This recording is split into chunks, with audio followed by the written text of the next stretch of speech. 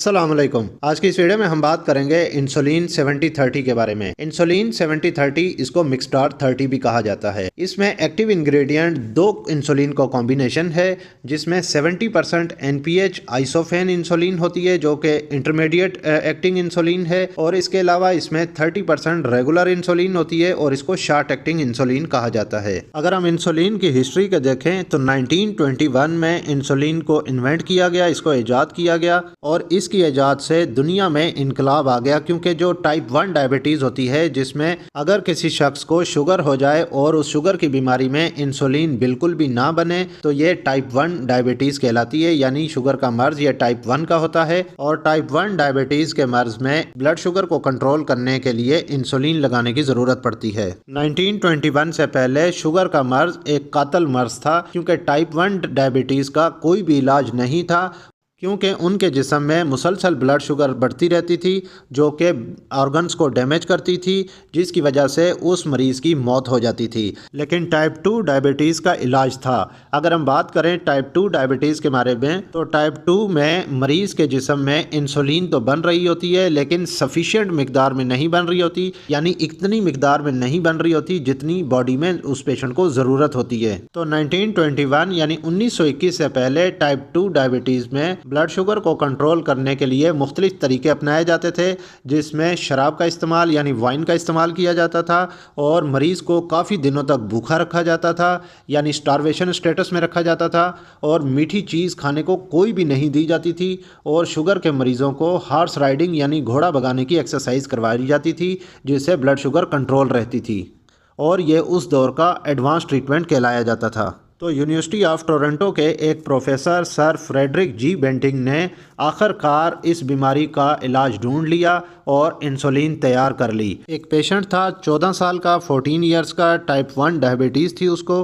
क्योंकि type 1 diabetes young age में होती है, तो उस लड़के में टाइप 1 डायबिटीज़ होने की वजह से ज़िंदगी की आखिरी सांसें गिन रहा था।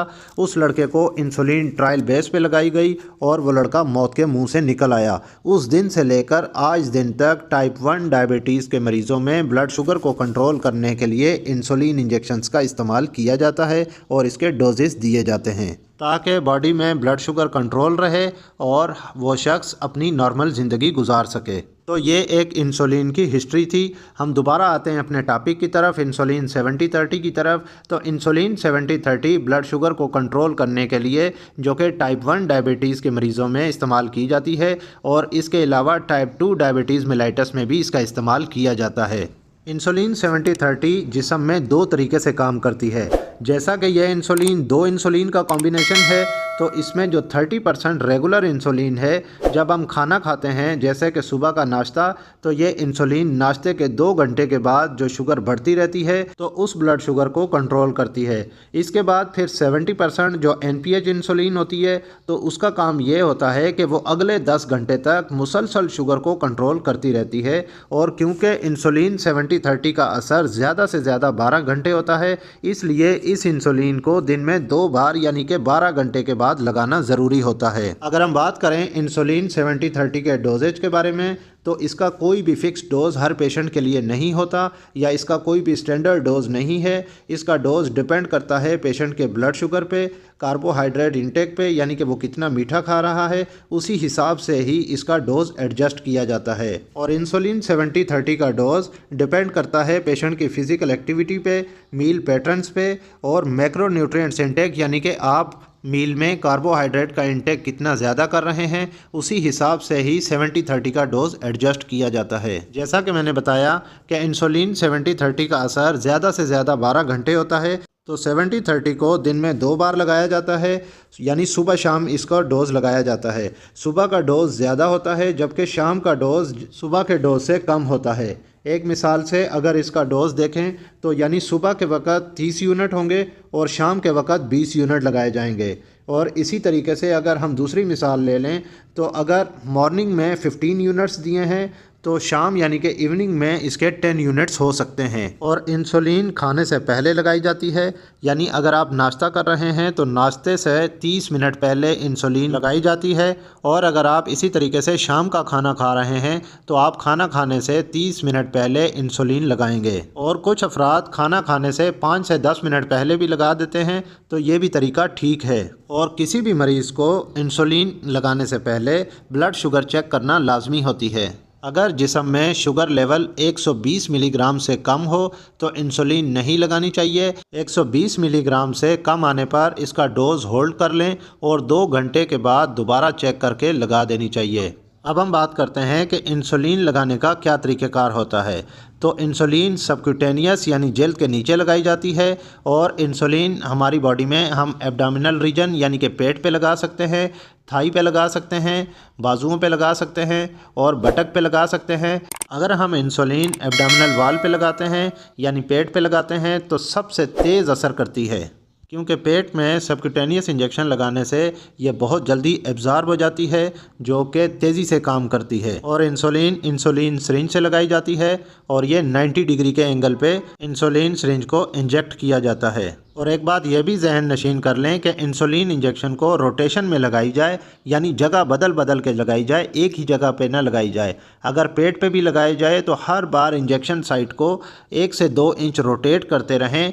और ये भी जहन में रखें कि अम्बिलिकल कॉर्ड यानी नाव से 2 इंच तक दूर बाहर वाले एरिया में लगानी चाहिए। और अक्सर मरीज़ इंसुलिन के डोज को या तो कम कर लेते हैं या ज़्यादा कर लेते हैं, तो इस बात का ख़ास ख्याल रखें कि इंसुलिन का डोज़ ना तो खुद से कम करना चाहिए और ना ही ज़्यादा करना चाहिए। अगर आपने डोज़ ज़्यादा करके लगा दी तो ऐसा मुमकिन है कि जिस्म में ब्लड शुगर लेवल बहुत ज़्यादा कम हो जाने की वजह से अक्सर मरीज़ बेहोश हो जाते हैं। और ये वाक़यात, ये इंसिडेंट्स रात के वक्त बहुत ज़्यादा देखे गए हैं कि रात को मरीज़ ने इंसुलिन लगाई और अक्सर मरीज़ शुगर चेक किए ही बिना लगा देते हैं। इसका नुकसान फिर यही होता है कि आधी रात को मरीज़ ब्लड शुगर बहुत ज़्यादा लो हो जाने की वजह से बेहोश हो जाता है, जिसको फौरी फर्स्ट एड देने की ज़रूरत होती है, क्योंकि अगर ब्लड शुगर लेवल को मेंटेन ना किया जाए तो ये मरीज़ की डेथ भी हो सकती है, मरीज़ मौत के मुँह में जा सकता है। और इंसुलिन चूँकि एक टेम्परेचर सेंसिटिव मेडिसिन है, इसका टेम्परेचर मेंटेन लाजमी करना चाहिए। इंसुलिन का टेम्परेचर 2 से 8 सेंटीग्रेड दर्जा हरारत होता है। अक्सर मरीज़ों में ये बात नोट की गई है कि वो लापरवाही करते हैं, इंसुलिन का डोज लेने के बाद फौरी चिलर रेफ्रिजरेटर में नहीं रखते, जिससे इंसुलिन का टेम्परेचर आउट हो जाता है और इंसुलिन फिर काम नहीं करती। और अक्सर इलाकों में बिजली लाइट का बहुत ज़्यादा प्रॉब्लम होता है, जिससे मुसलसल चिलर या फ्रिज बंद रहने की वजह से टेम्परेचर कंट्रोल नहीं होता। और ये बात भी जहन नशीन कर लें कि इंसुलिन को बर्फ़ जमाने वाले खाने में नहीं रखना चाहिए, क्योंकि अगर आप बर्फ़ जमाने वाले खाने में रख देते हैं और इंसुलिन वाइल जम जाए तो ये फिर इफ़ेक्टिव नहीं रहती, इसका असर ख़त्म हो जाता है और इंसुलिन को फेंक देना चाहिए और नई वाइल से डोज देना चाहिए। इसके अलावा कुछ मरीज़ों में ये प्रैक्टिस भी देखी गई है कि जो शुगर के मरीज़ जो इंसुलिन लगाते हैं, अगर वो किसी खुशी गमी शादी ब्याह फौतगी पे जाते हैं तो या तो इंसुलिन साथ लेकर नहीं जाते, या साथ लेकर भी जाएं तो पॉकेट में डाल कर ले जाते हैं या ठंडे पानी में रख के ले जाते हैं। ये तमाम तरीके गलत हैं। इंसुलिन को हमेशा वैक्सीन कैरियर या बॉक्स में लेकर जाना चाहिए या कूलर में लेकर जाना चाहिए, ताकि इंसुलिन का प्रॉपर टेम्परेचर मेंटेन होता रहे, जो कि आपके लिए सही मानों में फ़ायदेमंद हो। ये वीडियो आपको कैसी लगी कमेंट करके लाजमी बताइएगा। इस वीडियो को लाइक कीजिएगा और अगर आप मेरे इस YouTube चैनल पर नए हैं तो मेरे इस YouTube चैनल मेडी हेल्थ एंटरप्राइजेज़ को सब्सक्राइब कर लें और साथ ही बेल आइकन का बटन ऑन कर लें, ताकि हर नए आने वाली वीडियो का नोटिफिकेशन आपको मिल सके। तो मिलते हैं नेक्स्ट वीडियो में, तब तक के लिए अल्लाह हाफिज़।